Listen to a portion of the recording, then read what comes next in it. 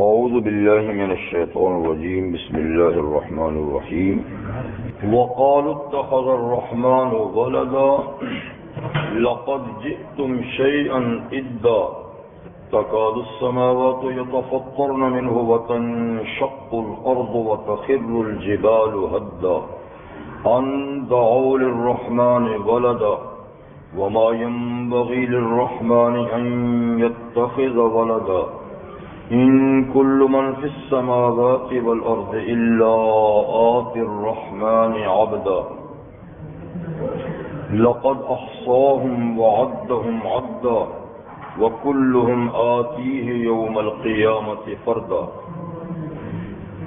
إن الذين آمنوا وعملوا الصالحات سيجعل لهم الرحمن ودا وإنما يسرناه بلسانك لتبشر به المتقين وتنذر به قوما لدا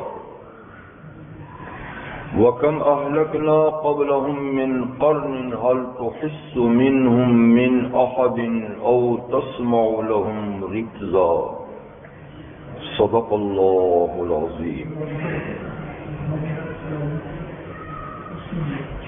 سورہ مریم کی آیہ نمبر 88 سے 98 تک آیات آپ کے سامنے تلاوت کی گئی. ان آیات مبارکہ سے پہلے معاندین یعنی مخالفین اور جو کافر اور مشرک تھے ان کا انجام بد برا انجام اللہ نے ذکر فرمایا، اور یہ کہ وہ شیطان کے داؤ پیچ میں مغلوب ہیں، لیکن وہ اللہ کی گرفت سے بچ نہیں سکتے اور اللہ ان کا ایک ایک لمحہ گن رہے ہیں. اور یہ بھی بتایا کہ انجام کے لحاظ سے اہل ایمان بڑی عزت و توقیر سے اللہ کے حضور پیش کیا جائیں گے، وفد کی شکل میں پیش کیا جائیں گے، جبکہ مجرم لوگ پیاسے جانوروں کی طرح ہانک کر جہنم میں پہنچائے جائیں گے. اور جس غلط شفاعت سے انہوں نے امیدیں وابستہ کی ہیں وہ سب فضول باتیں ہیں اور کوئی جبری سفارش کارآمد ثابت نہیں ہوگی. اب جو آیات تلاوت کی گئی ہیں ان میں بھی عقیدہ شرک اور خاص طور پہ ابنیت کا عقیدہ یعنی اللہ کے لیے اولاد کا عقیدہ، اس کی قباحت اور شناعت اللہ تعالیٰ بیان فرماتے ہیں. شرک تو ہر طرح کا ہی برا ہے، لیکن بالخصوص اللہ کے لیے اولاد تجویز کرنا یہ بہت ہی بری چیز ہے. وقالوا اتخذ الرحمن ولدا، اور مشرک کہتے ہیں کہ رحمان نے اولاد بنا لی ہے، اللہ نے اولاد بنا لی ہے، اللہ صاحب اولاد ہے. یہ بات آپ کو پہلے بھی بتائیے کہ اتخذ کا معنی ہے بنا لینا، لیکن دوسری آیات میں ولد اللہ کا لفظ بھی ہے کہ اللہ نے اولاد جن لی ہے. تو دو قسم کے لوگ تھے، کچھ کہتے تھے کہ اللہ نے باقاعدہ جیسے کہ اولاد جنی جاتی ہے ایسے جنی ہے. معاذ اللہ ثم معاذ اللہ کہ حضرت مریم اللہ کی بیوی ہیں اور اللہ نے ان کے ذریعے سے عیسیٰ کو جنم دے. لیکن بہت سے لوگوں کا عقیدہ یہ کہ نہیں، حقیقی اولاد تو اللہ کی نہیں، اللہ اس سے پاک ہے، لیکن اللہ نے اولاد بنا لی ہے، یعنی کسی کی اولاد کو اپنی اولاد کہہ کر اپنی اولاد جیسے حقوق اس کو حوالے کر دینا، ٹھیک ہے، یعنی اپنے اختیارات اس کو دے دینا. تو بعض کا یہ عقیدہ کہ اولاد بنا لی ہے، تو یہاں بھی بنانے ہی کا لفظ ہے. اس عقیدہ کی تردید اس سے پہلی سورہ کاف میں بھی ہو چکی ہے، اس سے پہلے سورہ بنی اسرائیل میں بھی ہو چکی ہے۔ تو سورہ بنی اسرائیل کے بالکل آخر میں اللہ نے فرمایا تھا لم يتخذ ولدا ولم يكن له ولي من الذل وكبره تكبيرا، یعنی اسی بات کی تردید پر سورہ اسراء کا اختتام ہے۔ وَقُلِ الْحَمْدُ لِلَّهِ الَّذِي لَمْ يَتَّخِذْ وَلَدًا، آپ کہہ دیجئے محمد صلی اللہ علیہ وسلم سب تعریفیں اس اللہ کے لیے ہیں جس نے اولاد بنائی ہی نہیں، لم يتخذ ولدا ولم يكن له ولي من الذل، اور کسی کمزوری کی وجہ سے اس کا کوئی مددگار بھی نہیں۔ ٹھیک ہے، تو اس کے متصل پھر سورہ کاف شروع ہوتی ہے۔ تو سورہ کاف کے آغاز میں اللہ نے فرمایا کہ قرآن اس لیے نازل کیا گیا ہے کہ من جملہ اور اس کے نزول کے مقاصد کے ایک مقصد یہ بھی ہے لِيُنذِرَ الَّذِينَ قَالُوا اتَّخَذَ اللَّهُ وَلَدًا، کہ آپ قرآن مجید کے ذریعے سے ان لوگوں کو ڈرائیں جو کہتے ہیں کہ اللہ نے اولاد بنا لی ہے۔ اور پھر اسی صورت میں پہلے گزر چکا ہے سیدنا عیسیٰ علیہ السلام کے بارے میں کہ وہاں بھی اللہ تعالیٰ فرمایا کہ اللہ کی شایان شان نہیں کہ وہ اولاد بنائے۔ اب سورت کے آخر میں پھر فرماتے ہیں کہ دیکھیے کتنے نابکار لوگ ہیں جو کہتے ہیں رحمان نے اولاد بنا لی ہے۔ لَقَدْ جِئْتُمْ شَيْئًا إِدًّا، یقیناً ایسا عقیدہ رکھنے والوں تم تو ایک بڑی ناگوار بات لائے ہو، بڑی ہی ناگوار بات لائے ہو اللہ کی طرف اس بات کی نسبت۔ تو عیسائیوں کی ایک بڑی تعداد حضرت عیسیٰ کو اللہ کا بیٹا کہتی ہے۔ یہودیوں میں سے ایک خاص فرقہ عزیری، سب نہیں، ایک خاص فرقہ عزیری حضرت عزیر علیہ السلام کو خدا کا بیٹا کہتی ہے، اور مشرکین عرب کی بعض قومیں ملائکۃ اللہ کو اللہ کی بیٹیاں کہتے تھے، اور شاید کہ ہمارے ہندوستان کے ہندو ان میں جو دیوی اور دیوتا کا ہے یہ بھی اسی عقیدے کا ایک حصہ ہے کہ دیوی دیوتے کون ہیں، یعنی یہ ملائکۃ اللہ جو اللہ کی بیٹیاں جو وہ کہتے تھے، تو انہوں نے نام چینج کر لیا، باقی چیز وہی ہے۔ تو کسی صورت میں اللہ تعالیٰ کی طرف اولاد کی نسبت بڑی ناگوار بات ہے۔ حدیث میں ہے کہ فرما کہ اللہ تعالیٰ بڑے ہی تحمل والے ہیں، بڑے ہی تحمل اور بڑی برداشت والے ہیں کہ اللہ کی شان میں اتنی نازیبا بات کہی جاتی ہے پر پھر بھی فوراً اللہ پکڑ پکڑ نہیں کرتے، بلکہ سوچنے سمجھنے کے لیے بہت بڑا وقت اللہ تعالیٰ دیتے ہیں۔ حالانکہ اتنی بڑی گستاخی جس کا بھی آگے ذکر ہو رہا ہے کہ کتنی بڑی گستاخی ہے، لیکن اس کے ہو جانے کے باوجود بھی اللہ نے اپنی مہربانی کے دروازے بند نہیں کیے، اور اس جیسے مجرموں کو بھی وہ دنیا کی نعمتوں سے بہرحال نواز رہے ہیں۔ تو جیسے اس کی شان بڑی ہے اتنی برداشت بھی تو بڑی ہے، اتنی تو برداشت بھی بڑی تھی۔ اب یہ کلمہ کہ اللہ نے اولاد بنا لی ہے کتنا ناگوار ہے۔ فرماتے تکاد السماوات یتفطرن منہ، قریب ہے کہ سارے آسمان اس کلمے سے پھٹ پڑے، ٹوٹ جائیں۔ حالانکہ آسمان کتنے مضبوط ہیں، حل تری من فطور ثم ارجع البصر کرتین ینقلب الیک البصر خاسئا وهو حسیر، ایسے مضبوط آسمان اللہ نے بنائے ہیں کہ کروڑوں سال یا اس سے بھی زیادہ زمانہ آسمانوں کے بننے پہ گزر گیا ہے، اور آپ دیکھیں تو کہیں شگاف نہیں، کہیں ٹوٹ پھوٹ نہیں۔ آپ بار بار دیکھیں، آپ دیکھ کے تھک جائیں گے، لیکن آسمانوں میں کوئی آپ کو شگاف اور کمزوری نظر نہیں آئے گی۔ ایک طرف اتنی مضبوطی اور دوسری طرف ابنیت کی بات جب کی جاتی ہے تو فرمایا ان کے لیے بھی برداشت کی بات نہیں ہے۔ یہ تو اللہ نے ان کو تھمایا ہوا ہے، روکا ہوا ہے پھٹنے سے، ورنہ یہ بات سن کے وہ پھٹ پڑے۔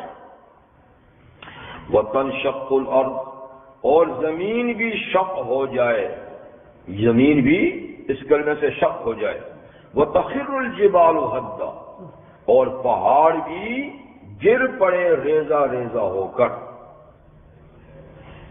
تو یہ کلمہ شرک اتنا برا ہے کہ یعنی کائنات کی کوئی چیز کو برداشت نہیں کر سکتی، یہ تو بس اللہ نے ہی قائم رکھا ہوا ہے، ان کو بھی قائم رکھا ہوا ہے، اور ایسا بولنے والوں کو بھی نوازے جا رہے ہیں۔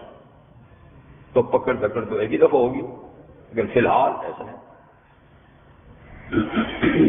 اب یہ کہ قریب آسمان پھٹ جائیں، قریب زمین شق ہو جائے، قریب پہاڑ ریزہ ریزہ ہو کر گر جائیں، کس بات پر؟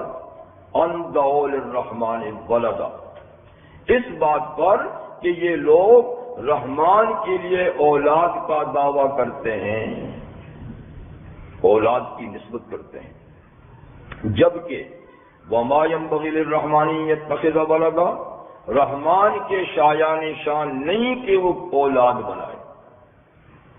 ایک تو اس لیے کہ اولاد باپ کی جنس سے ہوتی ہے، اگر صاحب اولاد ہو جائیں تو مطلب ہے کہ ایک نسب چل پڑے گا جی، اور اولاد باپ کا جز ہوتی ہے۔ اللہ کی ذات بسیط ہے، مرکب نہیں۔ اولاد کہیں گے تو مرکب ماننا پڑے گا، مرکب ہوا تو حادث ہوگا، جبکہ اللہ قدیم ہے، حادث نہیں۔ حادث یعنی جو چیز نئی پیدا ہوتی ہے، تو جتنے بھی مرکبات ہیں یہ حادث ہے، اللہ قدیم ہے۔ جتنے بھی مرکبات ہیں یہ مرکب ہیں، اجزاء سے، اللہ کی ذات بسیط ہے۔ تو یہ اللہ کی توحید کے سراسر منافی عقیدہ ہے۔ اللہ کو یعنی شایان شان یہ بات نہیں۔ اب یہ کہ یہ عقیدہ ابلیت کا، عیسائیوں کا ہو یا یہودیوں کے کسی فرقے کا ہو یا دوسری قوموں کا ہو، پیدا کیسے ہوتا ہے؟ اس سلسلے میں امام الہند حضرت شاہ ولی اللہ محدث دہلوی رحمۃ اللہ علیہ، جو بڑے حکیم الامت تھے، اللہ تعالیٰ نے گاہ بگاہ اس امت میں بڑی شخصیات پیدا فرمائی ہیں اور بڑے علوم سے اللہ تعالیٰ کو نوازا ہے۔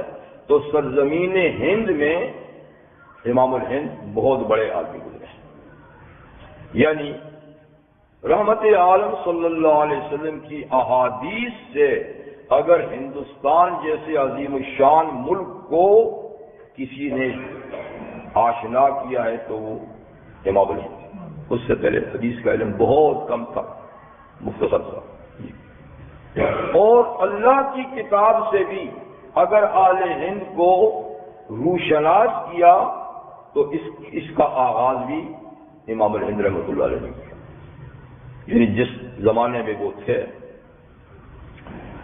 تو جس وقت امام الہند رحمہ اللہ کی عمر 4 سال تھی، سلطان عالمگیر کی وفات ہوئی۔ عالمگیر کی وفات جب ہوئی تو اس وقت وہ 4 سال کے تھے۔ عالمگیر نے بھی بہرحال بڑی خدمات انجام دی، دین کی بھی، قرآن مجید کی وجہ سے آپ کو پتہ ہے کہ وہ قرآن مجید باقاعدہ لکھا کرتے تھے جی۔ تو ایک اچھے وقت میں آئے، لیکن اس کے بعد، اس کے جانے کے بعد جتنے بھی بادشاہ آئے سب نالائق۔ انہوں نے بڑی جدوجہد کی، 50 سال تک حکومت کی، جس میں سے 49 سال تو کشمکشی میں گزرے، لڑائیوں میں، جھگڑوں میں، 1 سال اطمینان کا ملا، لیکن بہرحال استحکام نہیں ہوا۔ اور شاہ صاحب کی زندگی میں 10 حکمران آئے اور گئے، تو پھر ملک ہوئی۔ خیر میں عرض یہ کر رہا تھا کہ اللہ کی کتاب سے بھی اس ملک کے لوگوں کو آپ نے آشنا کیا۔ اس وقت مغلیہ دور میں ہندوستان کی سرکاری زبان فارسی ہوتی تھی، دفتری زبان فارسی ہوتی تھی، باقی زبانیں بھی بولی جاتی تھی۔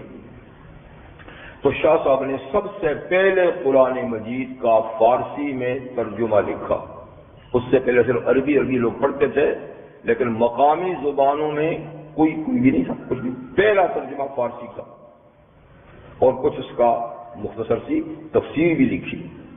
یہ بدیشی حکمرانوں کو گوارا نہ ہوگی تو شاہ صاحب کی انگلیاں کٹوا دی گئی کہ اللہ کی کتاب سے لوگوں کو آگاہ کرنے کے لیے یہ قدم تم نے کیوں اٹھایا؟ بھائی یوں پڑھتے، ثواب کے لیے پڑھتے رہتے، اب تو یہ سمجھنے لگیں گے۔ اور پھر ان کے نامور 4 جو بیٹے تھے بالترتیب انہوں نے قرآن مجید کے اردو میں ترجمے رکھے، اور اس زمانے میں اردو بالکل ابتدائی دور کی زبان تھی، ابھی اس کو وسعت نہیں حاصل ہوئی تھی۔ تو سب سے پہلے شاہ عبدالعزیز رحمہ اللہ، پھر اس کے بعد شاہ رفیع الدین جی اور شاہ عبدالغنی، تو ان سب حضرات نے ترجمے لکھے۔ تو میں کہ یہ عرض کر رہا تھا کہ یہ ایک بڑی نابغائی روزگار شخصیت تھی۔ تو شاہ صاحب لکھتے ہیں کہ انسان کی گمراہی کے اسباب 3 قسم کے حجابات ہوتے ہیں۔ حجاب تو جانتے نا، پردہ۔ تو 3 پردے ایسے ہیں کہ جو جب حائل ہوتے ہیں، ہر پردہ جو حائل ہوتا ہے تو وہ گمراہی کا ایک سبب ہوتا ہے۔ تو کہتے ہیں پہلا حجاب طبع ہے، دعا کے ساتھ طبع، دوسرا حجاب رسم، اور تیسرا حجاب سوء معرفت۔ حجاب طبع کا مطلب یہ ہے کہ عیش و عشرت کی زندگی، مادی زندگی اور مادیات میں ہر وقت گھسے رہنا، کیسا مکان ہو، کیسا لباس ہو، کیسی خوراک ہو، کیسی مجلس ہو، دن رات جب آدمی انہی چیزوں کے چکر میں رہتا ہے تو یہ چیز حجاب بن جاتی ہے اللہ کی معرفت سے۔ اس کا نام ہے حجاب طبع۔ دوسری چیز جو حق بات قبول کرنے سے رکاوٹ ہے وہ حجاب رسم ہے، ملکی رواج، قومی رواج، علاقائی رواج جی۔ تو ان چیزوں میں جو آدمی لگے رہتے ہیں تو یہ بھی ایک حجاب اور رکاوٹ ہے اللہ کی معرفت سے۔ اور تیسرا ہے حجاب سوء معرفت، کہ اللہ کی کسی درجے میں معرفت تو ہے لیکن ٹھیک معرفت نہیں، سوء معرفت۔ اللہ کی پہچان تو کسی درجے میں ہے لیکن جیسے ہونی چاہیے ایسی نہیں، جیسے فرماتے وما قدر اللہ حق قدر، لوگوں نے اللہ کی قدر و منزلت کو نہیں پہچانا جیسے اللہ کی قدر و منزلت پہچاننے کا حق تھا۔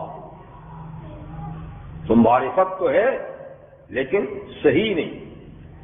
اب سوء معرفت جو ہے اس کے نتیجے میں 2 عقیدے جنم لیتے ہیں، 2 عقیدے پیدا ہوتے ہیں، ایک عقیدہ شرک اور ایک عقیدہ تشبیہ۔ دراصل یہ دونوں ہی شرک ہیں لیکن ان کے نام الگ الگ کرتے ہیں۔ جب اللہ کی پہچان صحیح نہیں ہوتی تو ایک عقیدہ شرک پیدا ہوتا ہے۔ شرک اصل میں کہتے ہیں اللہ کی مخصوص صفات کو مخلوق میں ماننا، یہ شرک ہے۔ اللہ کی جو مخصوص صفات ہیں ان کو مخلوق میں ماننا، اس کا نام ہے شرک۔ وہ کیا؟ جیسے قادر ہونا، ہر چیز پہ قدرت کس کی صفت ہے؟ اللہ کی۔ اب کوئی کہ یہ فلاں صاحب بھی سب کچھ کر سکتے ہیں۔ سب کچھ جاننا کس کی صفت ہے؟ اللہ کی۔ اب کوئی کہ فلاں صاحب بھی سب کچھ جانتے ہیں، جیسے اللہ تعالیٰ کے صفاتی نام ہے نا، تو اللہ تعالیٰ کے صفاتی نام جن صفات کو ذکر کرتے ہیں وہ مکمل طریقے سے صفات اللہ ہی کی ذات میں، غیر میں نہیں۔ غیروں میں اس کی جھلک تو ہو سکتی ہے، تھوڑی تھوڑی اللہ تعالیٰ نے کسی کو دیا، کسی کو علم دیا ہے، لیکن جو کامل علم ہے وہ تو اللہ ہی کے پاس ہے۔ تو بہرحال اللہ کی صفات مخلوق میں ماننا یہ شرک ہے، اور مخلوق کی صفت اللہ میں ماننا یہ تشبیہ ہے۔ تو یہ عقیدہ جو ابنیت کا ہے نا، یہ عقیدہ تشبیہ ہے، اس لیے کہ صاحب اولاد ہونا مخلوق کی صفت ہے۔ اب کوئی کہ اللہ بھی صاحب اولاد ہے تو یہ تشبیہ ہے۔ تو شرک تو دونوں ہیں، پر اس کا نام ہے شرک، اس کا نام ہے تشبیہ۔ اور یہ دونوں چیزیں کب پیدا ہوتی ہیں؟ جب سوء معرفت کا حجاب سامنے آتا ہے، جب بندہ اللہ کو نہیں پہچانتا تو پھر اس کی قیاس آرائیاں ہوتی ہیں، تو اپنے قیاس سے، اپنے انداز سے پھر اللہ کے بارے میں خیالات کرتا ہے۔ ایک تو یہ کہ اللہ کو بالکل اللہ تعالیٰ کی صحیح معنی میں معرفت نہیں جی، اور کوئی بتانے والا بھی نہیں ہے، تو پھر تو وہ شخص معذور ہو سکتا ہے کہ اللہ کے بارے میں عقیدہ تو ہے لیکن بالکل معرفت نہیں، بالکل اجڑ جاہل ہے۔ جیسے کہ مولانا رومی رحمۃ اللہ علیہ نے ایک قصہ لکھا ہے کہ سیدنا موسیٰ علیہ السلام کے زمانے میں موسیٰ علیہ السلام کسی جنگل میں جا رہے تھے، تو ایک چرواہے کو اللہ سے گفتگو کرتے ہوئے سنا۔ وہ مگن تھا اور اللہ سے بڑی پیار اور محبت سے باتیں کر رہا تھا۔ اے اللہ، آپ کہاں ہیں؟ اگر مجھے پتہ ہو جائے کہ آپ وہاں ہیں تو میں آپ کی خدمت میں حاضری دوں جی، آپ کے پاؤں دباؤں، آپ کے سر سے جوئیں نکالوں، آپ کے بالوں میں کنگا کروں، وغیرہ وغیرہ جی۔ اور یہ کہ میں آپ کو پراٹھے پیش کروں، چپڑی ہوئی روٹیاں پیش کروں، اپنی بکریوں کا دودھ پیش کروں، ایسا لگا ہوا۔ موسیٰ علیہ السلام سے اور پوچھا کس سے باتیں کر رہا ہے؟ ایسی اللہ سے کر رہا ہوں۔ کا بے وقوف کہیں گے، کفر بک رہا ہے، اللہ کو آپ کی روٹیوں کی کیا ضرورت؟ وہ صبح یطعم ولا یطعم، وہ تو ساری کائنات کو کھلاتا ہے مگر وہ خود کھاتا نہیں، وہ تھکتا نہیں۔ لا تأخذہ ولا سنۃ ولا نوم ولا یؤودہ حفظہما، زمین و آسمان اور کل کائنات کی حفاظت اس کو تھکاتی بھی نہیں کہ تو پاؤں دبانے لگا ہے جی۔ تو یہ کیا کہتا ہے؟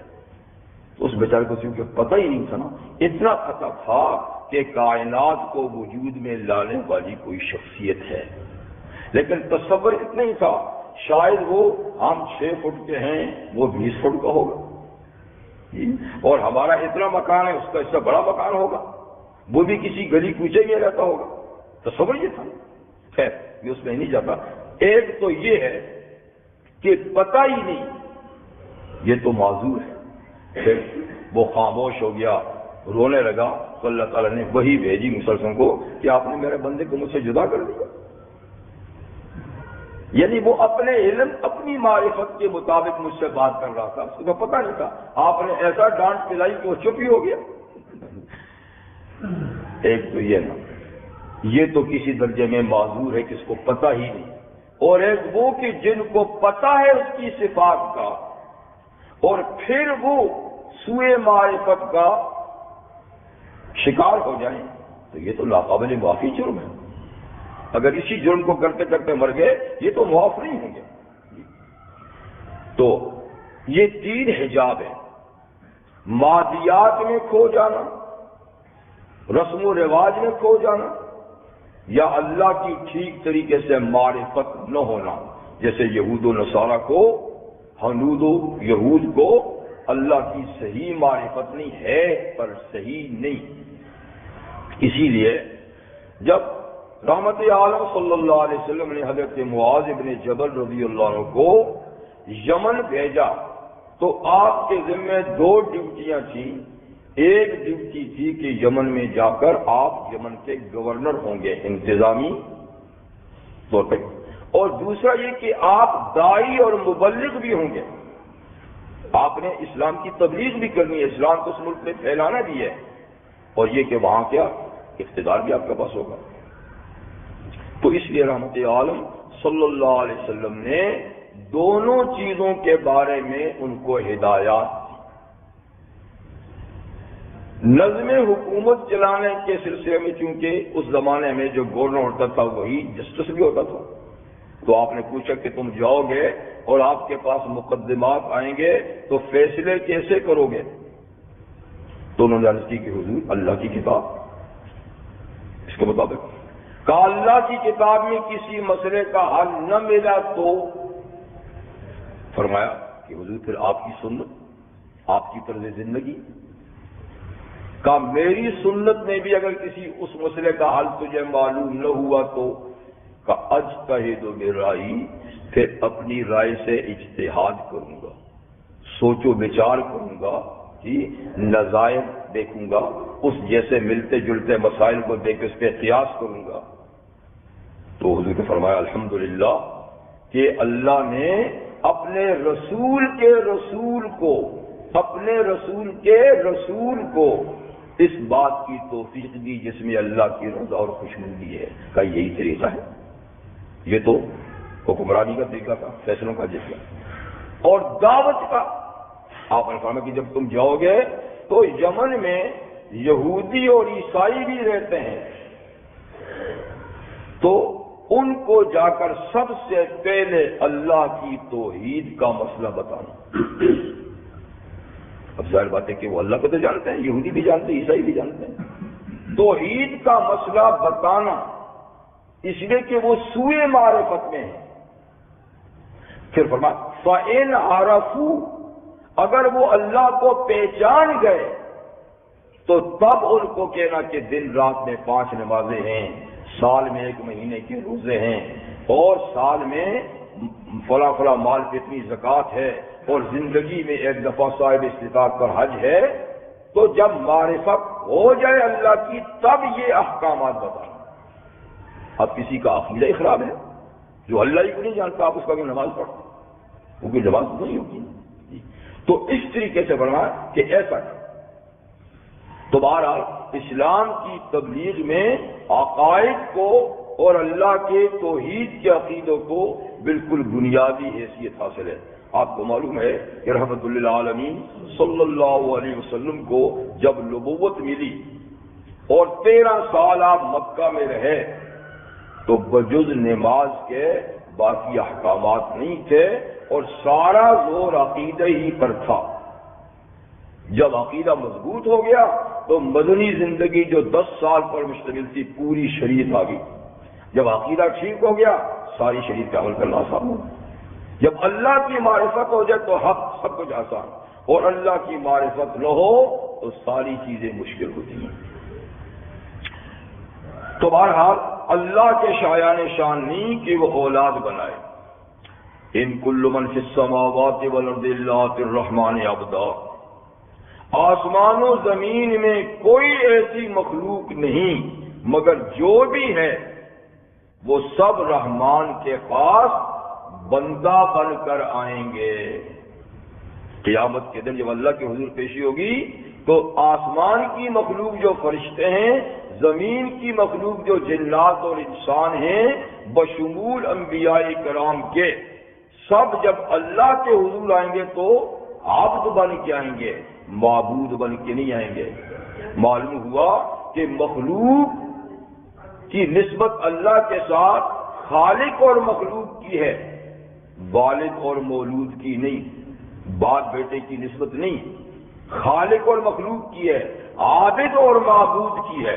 یہ عابد بن کے آئیں گے، معبود تو صرف اللہ ہوگا۔ اور لقد احصاهم وعدهم عدا، یقیناً اللہ تعالیٰ نے گھیراؤ کیا ہوا ہے سب کا، پوری مخلوق کا اللہ تعالیٰ نے گھیراؤ کیا ہوا، کوئی چیز اللہ کے احاطہ علم سے باہر نہیں، ہر چیز احاطہ علم کے اندر ہے۔ وعدهم عدا، اور اللہ نے ہر مخلوق کو گن رکھا ہے، اس کی شمار سے بھی کوئی چیز باہر نہیں ہے، ہر مخلوق پوری تفصیل کے ساتھ اللہ کو معلوم ہے۔ تو اللہ کا ایسا علم محیط ہے، تو جن کو یعنی تم نے معبود بنایا ہے وہ بھی تو اللہ کی گنتی میں ہیں، وہ بھی اللہ کے احاطہ علم میں ہیں، اور وہ بھی کل قیامت کے دن بندہ بن کر آئیں گے، معبود بن کے کوئی نہیں آئے گا۔ وَكُلُّ مَا فِي يَوْمِ الْقِيَامَةِ فَرْدًا، اور یہ سب کے سب ارض و سما والی مخلوق قیامت کے دن آنے والی ہے اللہ کے حضور فردہ، ایک ایک ہو کر۔ دو بھی نہیں آئیں گے، پارٹی جتھا بھی نہیں ہوگا، ہر آدمی کو تنے تنہا اللہ کے سامنے جواب دی کے لیے آئے گا. جیسے کہ حدیث میں ہے کہ کوئی ترجمان بھی نہ، ٹرانسلیٹر بھی نہیں ہوگا، ہر آدمی کو خود جواب دی کرنی ہوگی. اور جرد المرد بے لباس آئیں گے، پر ہر آدمی کو اپنی فکر پڑی ہوگی، دوسرے کی فکر بھی نہیں ہوگی. تو جس مخلوق کی پوزیشن یہ ہے کہ وہ اللہ کے سامنے بندہ بن کے آئے گی، ایک بن کے آئیں گے، تم نے ان سے کیا توقعات رکھی ہیں کہ یہ بیٹا ہے اور یہ بخشوا لے گا، پھر اس کی نظر دیتے ہو اور پھر کیا کرتے ہو کہ یہ خوش ہوا تو سب کچھ ہو جائے گا. جی یہ تو عقیدہ ابنیت کے بارے میں کہ یہ کتنا شدید ترین اور بدترین عقیدہ ہے اور ناقابل برداشت مخلوق کے لیے عقیدہ ہے، تو اللہ تعالیٰ اس کا ذکر فرمائے. اب اس کے بعد اہل ایمان کا ذکر ہے کہ جو اس عقیدے پہ نہیں، جو سوء معرفت کا شکار نہیں، اللہ کی صحیح معرفت رکھتے ہیں. اور اللہ کی صحیح معرفت کرانے والے کون ہوتے ہیں؟ انبیاء کرام. آدمی اپنی عقل اور سوچ سے اللہ کو کسی نہ کسی درجے میں تو مان سکتا ہے، جیسے کہ دیہاتی کا قصہ، لیکن اللہ کے حقوق کیا ہے، شان کیا ہے، صفات کیا ہے، یہ چیز ذہن سے حاصل نہیں ہو سکتی، دماغ لڑانے سے حاصل نہیں ہو سکتی. یہ براہ راست انبیاء کرام ہی بتاتے ہیں کہ اللہ کی شان کیا ہے. اور اسی لیے جب اللہ کی معرفت حاصل ہو جائے تو سارا مسئلہ حل ہو جاتا ہے. جنت کی قیمت ہے ہی یہی مسئلہ، اور باقی جنت کے درجات تو وہ اعمال کی بنیاد پہ دیں گے، لیکن جنت کا داخلہ تو اسی عقیدے سے ہے، اور اس کے نہ ہونے سے ابدی جہنم ہے.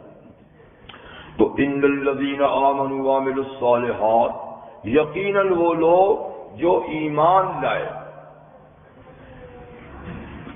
ایمان یہ قرآن کی اصطلاحات میں سے ایک اصطلاح، جیسے کہ کفر ایک اصطلاح ہے، نفاق ایک اصطلاح ہے، جہود ایک اصطلاح ہے، الحاد ایک اصطلاح ہے، اور اس کے پیچھے ایک طویل سلسلہ اس کے معنی کا. ایسے ہی ایمان بھی ایک اصطلاح. تو ایمان کسے کہتے ہیں؟ ایمان اصل میں کہتے ہیں قرآن اور سنت سے جس چیز کا قطعی طور پہ علم حاصل ہو گیا، جس چیز کا یقینی علم قرآن اور حدیث سے حاصل ہو جائے، اس کو دل سے سچا ماننا اور زبان سے اس کا اقرار کرنا، یہ ایمان ہے. یعنی جو قطعی چیزیں ہیں، قطعی ثبوت چیزیں ہیں، قرآن اور حدیث سے ان کا ثبوت ہے، اس کا دل میں یقین کرنا، سچائی کا زبان سے اقرار کرنا، یہ ہے ایمان. یہ تو ایمان کی تعریف ہے. پھر ایمان کے کچھ ارکان ہیں. بلا ایمان کے کتنے ارکان ہیں؟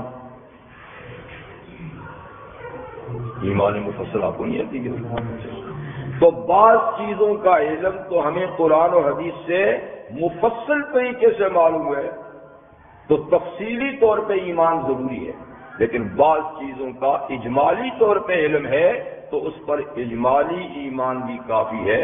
اسی لیے جب ایمان کے ارکان بیان ہوتے ہیں تو اس میں ایک ایمان مفصل اور ایک ایمان مجمل کہا جاتا ہے.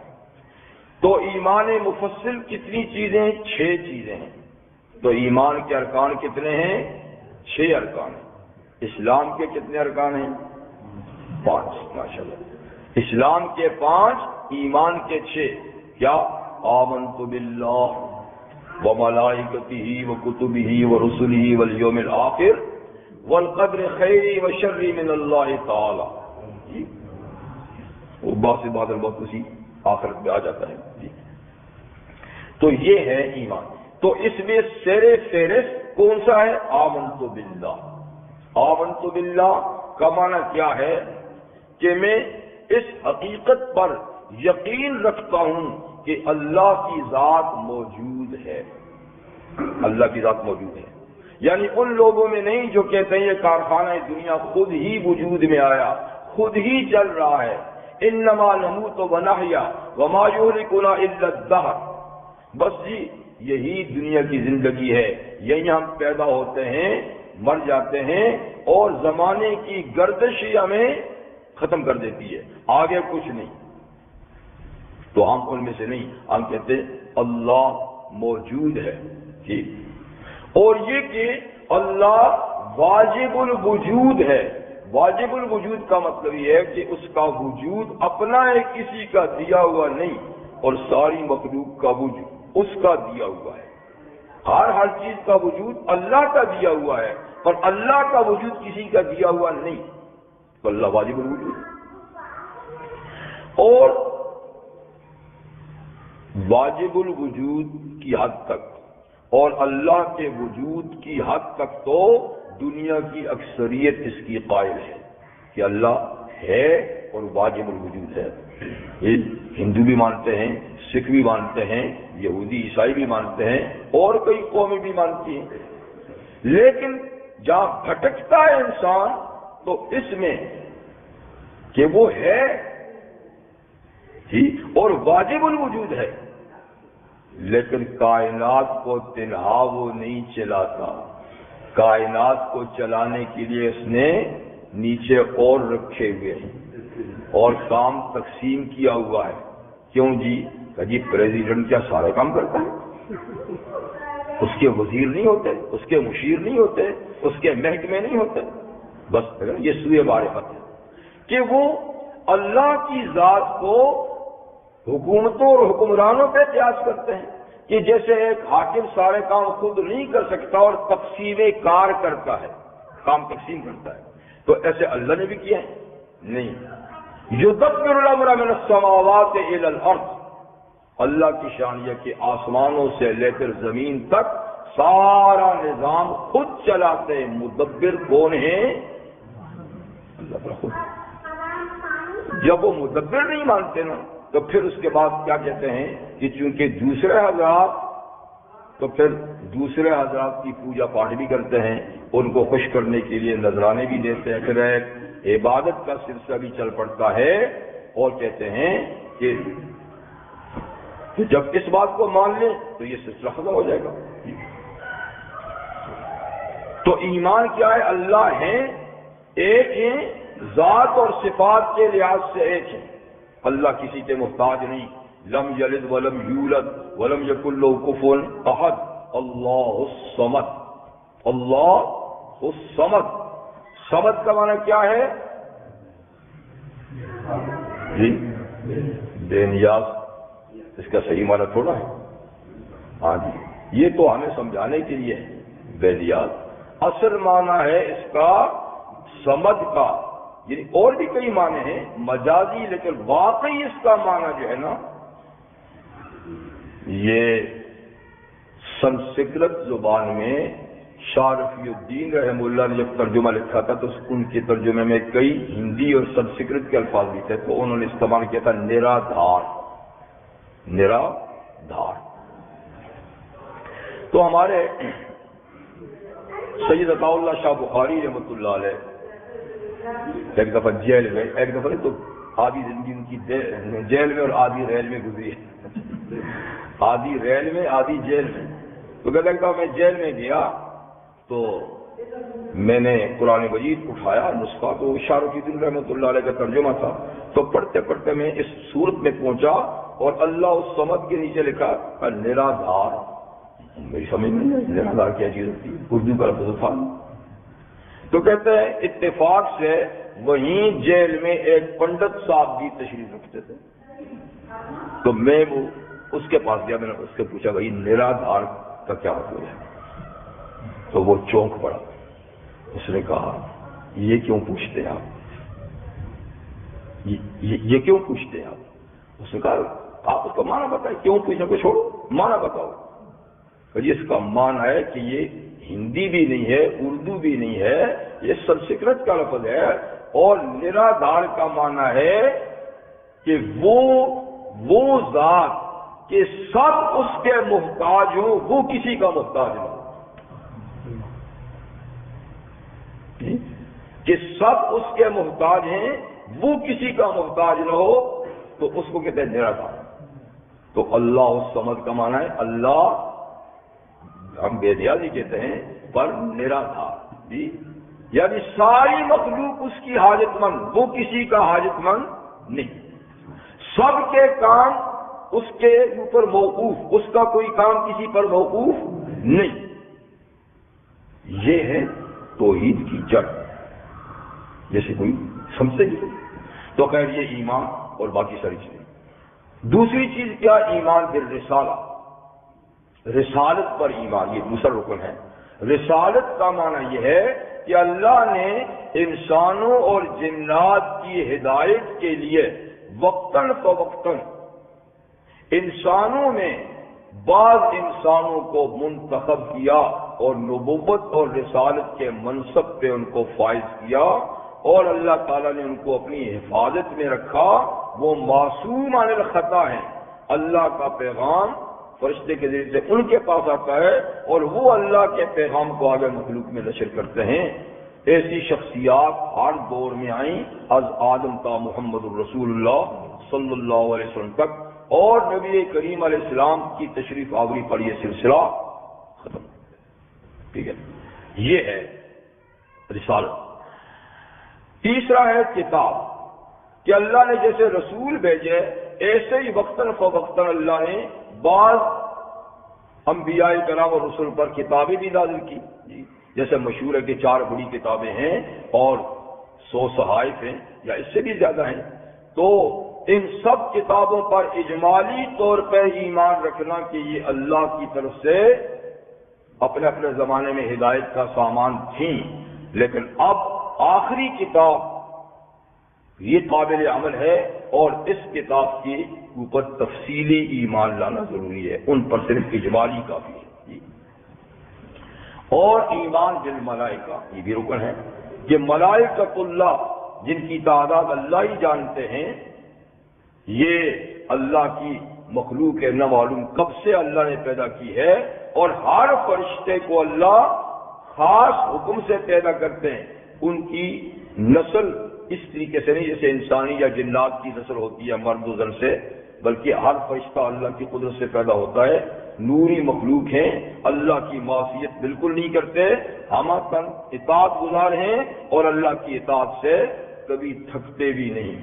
لا یفترون یسبحون اللیل والنہار، دن رات تسبیح پڑھتے ہیں اور تھکتے بھی نہیں۔ اور ملائکہ کے بعد والیوم الآخر، آخری دن۔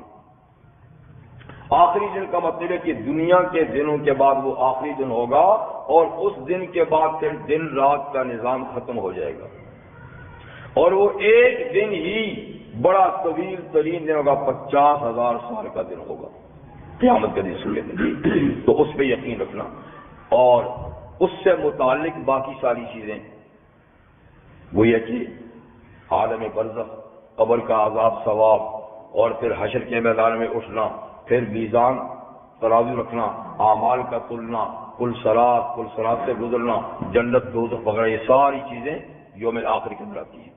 اور والقدر خیری و شری من اللہ تعالی، اس پر بھی یقین رکھنا کہ دنیا میں جو کچھ برا بھلا ہو رہا ہے سب اللہ کی قدرت، اس کی مشیت سے ہو رہا ہے، کوئی چیز ایسی نہیں جو اللہ نہ چاہے ہو جائے۔ باقی یہ بات کہ برا کیوں ہو رہا ہے، تو برا آپ کے اور میرے لحاظ سے برا ہے، ورنہ ہر برائی میں بھی کوئی نہ کوئی اچھائی ہوتی ہے، اور پھر اللہ چونکہ خالق ہیں تو خالق کی تخلیق کے لحاظ سے کوئی برا نہیں ہے، برا آپ کے میرے لحاظ سے ہے، ان کے لحاظ سے کوئی برا نہیں، اور پھر یہ کہ ہر برے میں بھی تو کوئی بھلائی ہوتی ہے، تو اس لیے جو کچھ ہوتا ہے وہ اللہ کی مشیت ہے۔ یہ ایمان کی تفصیلات ہے۔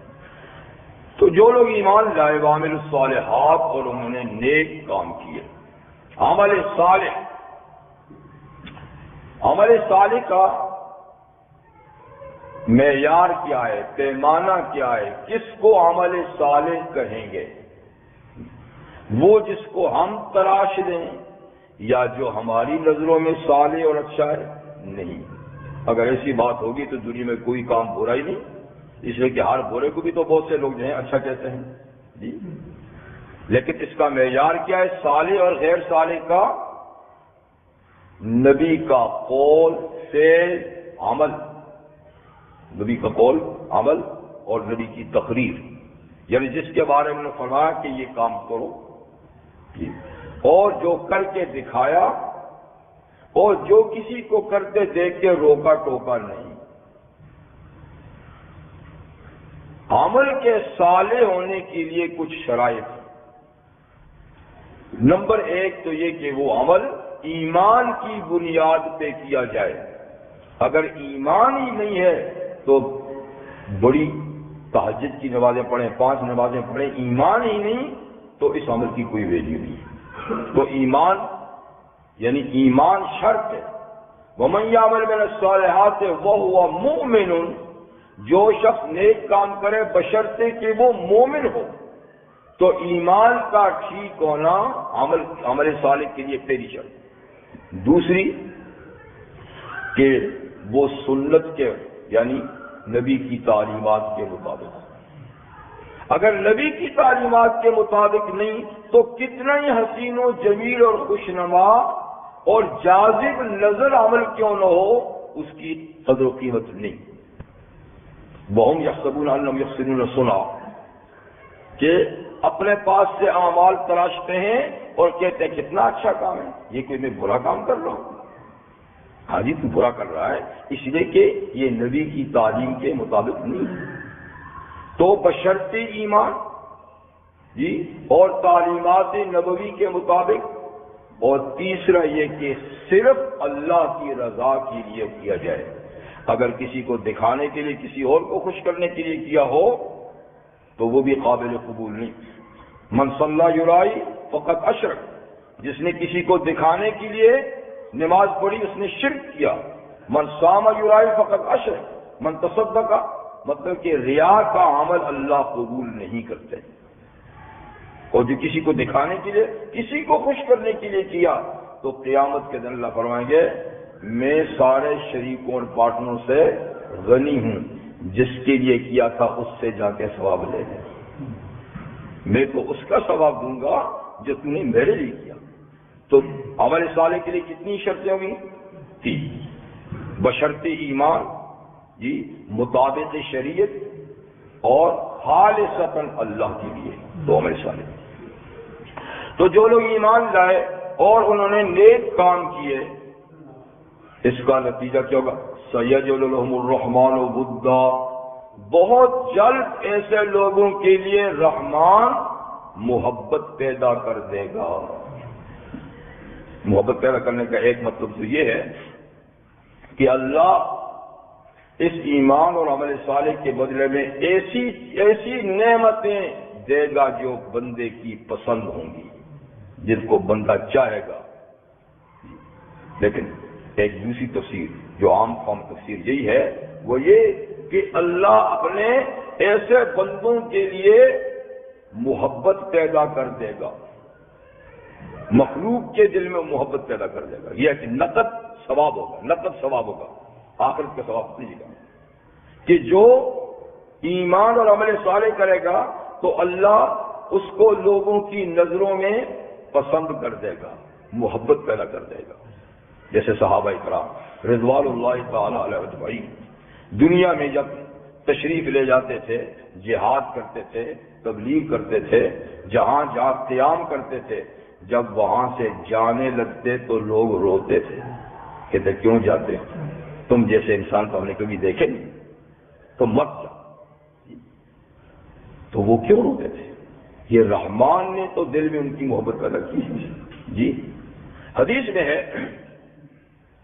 کہ جب اللہ تعالیٰ کی نظروں میں کوئی پسند ہو جاتا ہے، اللہ کا محبوب اور پیارا ہو جاتا ہے، تو اللہ جبریل امین کو بلا کر کہتے ہیں کہ جبریل فلاں بندہ میرا پیارا ہو گیا، تو بھی اس سے پیار کر، فلانا میرا محبوب ہو گیا، تو بھی اس سے محبت کر۔ اور پھر سارے فرشتوں میں اعلان کر دے کہ فلاں بندہ اللہ کا محبوب ہے، سب فرشتے اس سے محبت کریں۔ دیکھا تو کتنی بڑی قبولیت ہوگی۔ پھر فرشتے آسمانوں پہ ہیں، عرش الہی کو تھامے ہوئے ہیں، عرش کا طواف کر رہے ہیں، اور پھر ادھر سے لے کر زمین تک پتہ نہیں کتنے فرشتے، اربوں کھربوں فرشتے ہیں، سب کے ہاں وہ محبوب ہو جاتا ہے۔ انہی فرشتوں میں ایک وہ ہے جس کا ٹھکانہ یہاں پر ہے اور جس کی ڈیوٹی ہے دل میں نیک خیال ڈالنا۔ شیطان وہاں سے انجیکشن لگاتا ہے دل میں، اور فرشتہ یہاں سے، تو ہر انسان کے لیے تو وہ من جملہ اور اچھی باتوں کے ڈالنے کے یہ دل میں بات ڈالتا ہے کہ فلاں اللہ کا پیارا ہے، تیرے دل میں بھی اس کا پیار ہونا چاہیے، تو کتنی اللہ کی مخلوق کے دل میں بھی وہ پسند ہو جاتا ہے۔ اسی طریقے سے جو اللہ کا مبغوض ہوتا ہے، نافرمان ہوتا ہے، اللہ کو پسند نہیں ہوتا، اس کی اطلاع بھی دی جاتی ہے فلانا باغی ہے، مجھے پسند نہیں، تو بھی اس کو پسند مت کر، اور اعلان کرتا سب فرشتوں میں کہ اس کو کوئی پسند نہ کرے۔ تو اس طریقے سے سارے دلوں میں بغض و عداوت آ جاتی ہے، یہاں پیار اور محبت آ جاتا ہے۔ تو سیجعل الرحمن غدا فإنما يسرناه بلسانك لتبشر به المتقين وتنذر به قوما لدا۔ اب قرآن حکیم کے بارے میں فرماتے ہیں کہ بات یہ ہے کہ محمد صلی اللہ علیہ وسلم ہم نے یہ قرآن حکیم آپ کی زبان میں آسان کر دیا ہے،